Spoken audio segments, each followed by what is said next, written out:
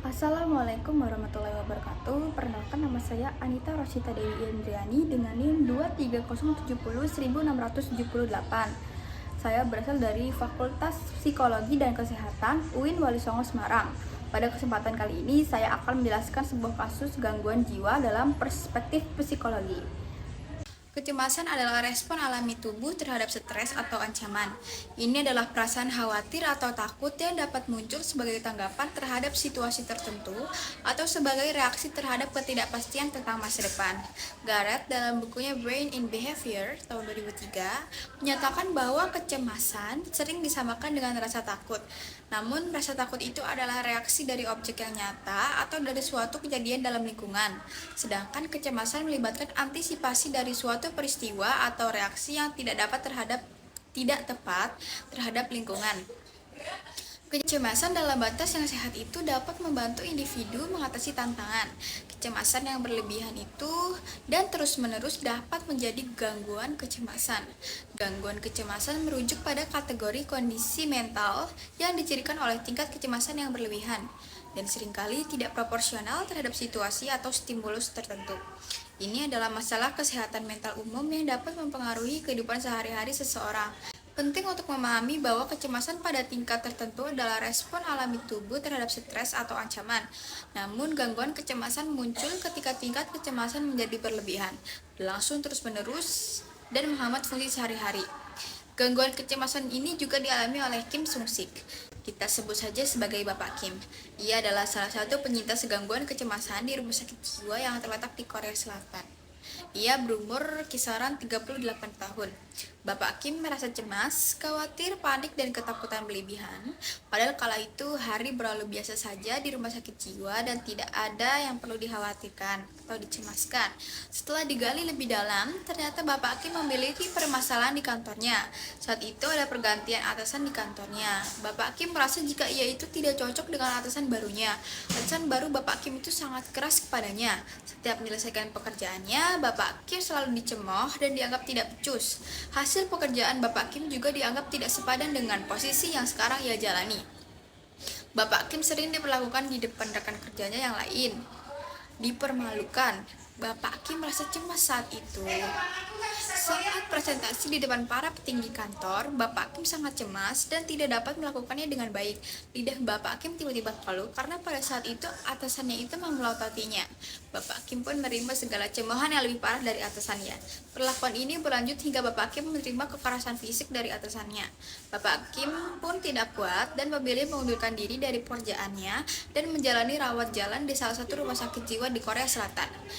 Berikutnya kita akan masuk ke dalam analisis kondisi Kim Jung-sik menurut perspektif psikologi umum.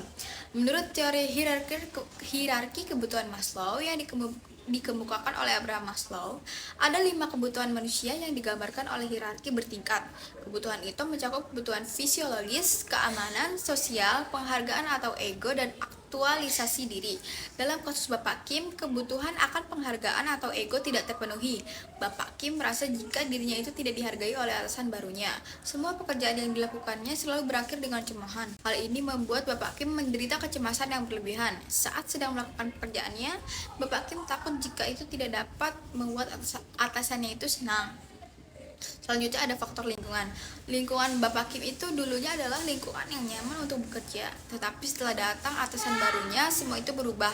Rekan kerjanya sering mencemooh dan menertawakannya. Hal itu membuat Bapak Kim bertambah stres dan malu yang berujung pada gangguan kecemasan. Bapak Kim tidak hanya takut menghadapi atasannya, tetapi ia juga takut menghadapi rekan kerjanya. Hal itu membuat Bapak Kim menarik diri dari lingkungan sosialnya dan memilih untuk mengundurkan diri. Dalam bukunya Principles of Psychotherapy, An Experimental Approach tahun 1996, Maher menyebutkan 3 komponen dari reaksi kecemasan yang kuat. Yang pertama itu ada emosional. Seseorang mengalami ketakutan yang sangat mendalam dan disadari dengan kuat. Rasa takut menerpa Bapak Kim karena atasannya itu bersifat keras padanya. Ia takut tidak akan bisa memenuhi ekspektasi dari atasannya itu. Yang kedua adalah kognitif. Rasa takut tersebut menyebar dan secara rutin mempengaruhi kemampuan untuk berpikir secara jelas, menyelesaikan masalah, dan menghadapi tuntutan lingkungan. Rasa takut yang dialami Bapak Kim itu ternyata membuat Bapak Kim kesulitan untuk berpikir saat sedang mengerjakan pekerjaannya.